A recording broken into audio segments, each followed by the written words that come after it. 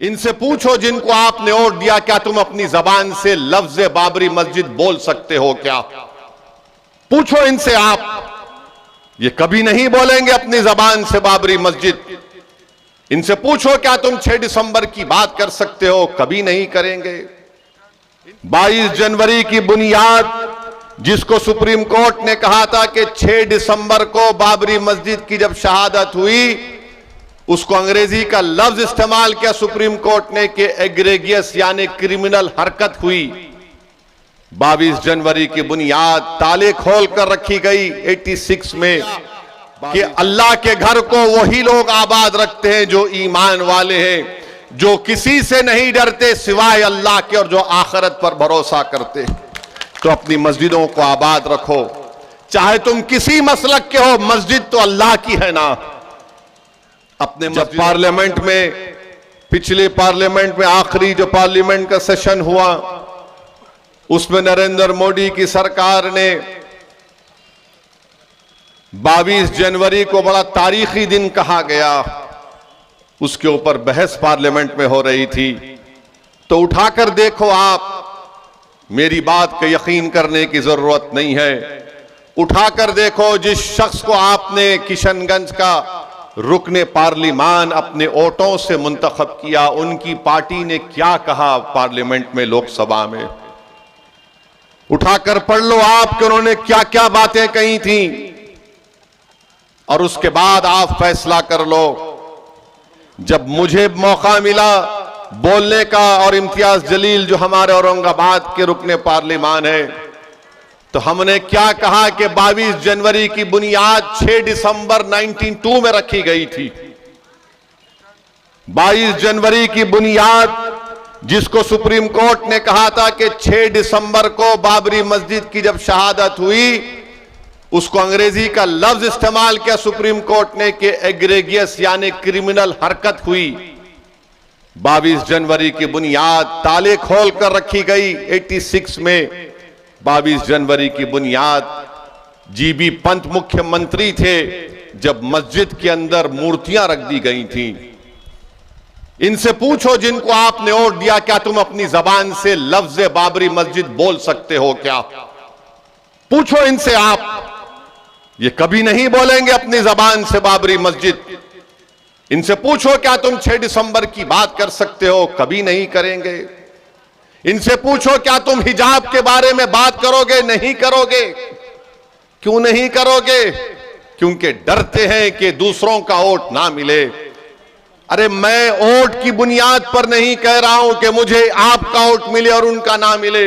मैं ये कह रहा हूं कि तुम में इतनी तो सच्चाई और ईमानदारी होनी चाहिए कि तुम झूठ को झूठ बोलो, सच को सच बोलो, मगर तुम उतना भी नहीं बोल सकते। तुम जुल्म को जुल्म बोलो, तुम जालिम को जालिम बोलो, मगर आज की राजनीति भारत की ऐसी हो गई कि जुल्म करने वाले मसीहा बन चुके हैं और मजलूम जालिम बन चुका है। जिसकी मस्जिद को बर्बाद कर दिया गया, वो बजाय मजलूम की आज जालिम बनाकर पेश किया जा रहा है। मैंने पार्लियामेंट में उठकर कहा कि हम भारत के शहरी हैं। हमारे बुजुर्गों ने अंग्रेजों से लड़कर इस मुल्क को आजाद करवाया। हमसे पूछो, तुम गांधी की बात करो, मौलाना आजाद की बात करो, तुम पूछो हमसे जौहर बरादरान की कुर्बानियों को, तुम पूछो हमसे अल्लामा फजल हक खैराबादी की उस काला पानी की तकालीफ के बारे में पूछो, तुम पूछो हमसे हुसैन अहमद मदनी की माल्टा की जेल में कितनी तकालीफ उठाना पड़ा। मगर आज इख्तिदार की कुर्सियों पर बैठने वाले और जो तुम्हारा वोट लेकर जीत कर जाते हैं, वो खामोश बैठ जाते हैं जब हमसे कहा जाता है कि तुम बोलो, क्या तुम औरंगजेब के बारे में बोलो, तुम जिना के बारे में बोलो। मैंने पार्लियामेंट में कहा कि मैं औरंगजेब और मोहम्मद अली जिना का तर्जुमान नहीं हूं, मैं भारत के संविधान की बात करता हूं और उसके दरमियान में रहकर अपने हक की मनवाने की बात करता हूं। मैं आपको बताना चाह रहा हूं, मुझे भी बड़ी तकलीफ है, आपको भी बड़ी तकलीफ है कि आपने हमारे 5 विधायक को कामयाब किया। जिसको नीतीश कुमार और तेजस्वी यादव ने चारों को खरीद लिया। क्यों खरीदा उनको? क्योंकि वो नहीं चाहते थे कि कोचा दामन हो या सीमांचल की सरजमीन हो, यहां पर तुम्हारी आवाज उठे। वो कभी भी इस आवाज को बर्दाश्त नहीं करेंगे। हां, यादवों की आवाज को बर्दाश्त किया जाएगा, कुर्मियों की आवाज को बर्दाश्त किया जाएगा, भूमिहार की आवाज को बर्दाश्त किया जाएगा, ब्राह्मणों की आवाज को बर्दाश्त किया जाएगा, अपर कास्ट की आवाज को बर्दाश्त किया जाएगा। मगर पूरे बिहार में और खासतौर से सीमांचल में किसी एक आवाज को कभी बर्दाश्त नहीं किया जाएगा। वो आवाज होगी अख्तरुल ईमान की। बेईमानों की आवाज को सुना जाएगा, मगर अख्तरुल ईमान की आवाज को नहीं सुना जाएगा। जो अपना जमीर बेचने के लिए तैयार हो जाएंगे, उनको अपना रखीब बनाया जाएगा। मगर जो कहेगा कि मैं अपने गिरेबान के तार बेचने के लिए तैयार नहीं हूं, मैं सीमांचल के गरीब और मजलूमों के इंसाफ की लड़ाई लड़ता रहूंगा, तो उस आवाज को बर्दाश्त नहीं किया जाएगा। जो गरीबों और मजलूमों की हक की आवाज, उनके हक की आवाज को उठाएगा, उसको बर्दाश्त नहीं किया जाएगा। किसकी आवाज को बर्दाश्त किया जाएगा? जो इन अगियारों की चौखट पर जाकर अपना ईमान बेच देते हैं, जो अपने चेहरों को और अपने सरों को झुका देते हैं, जो बिकने के लिए तैयार है। जो नहीं बिकने के लिए तैयार है, उससे बड़ा इनको डर लगता है कि कौन है ये लोग।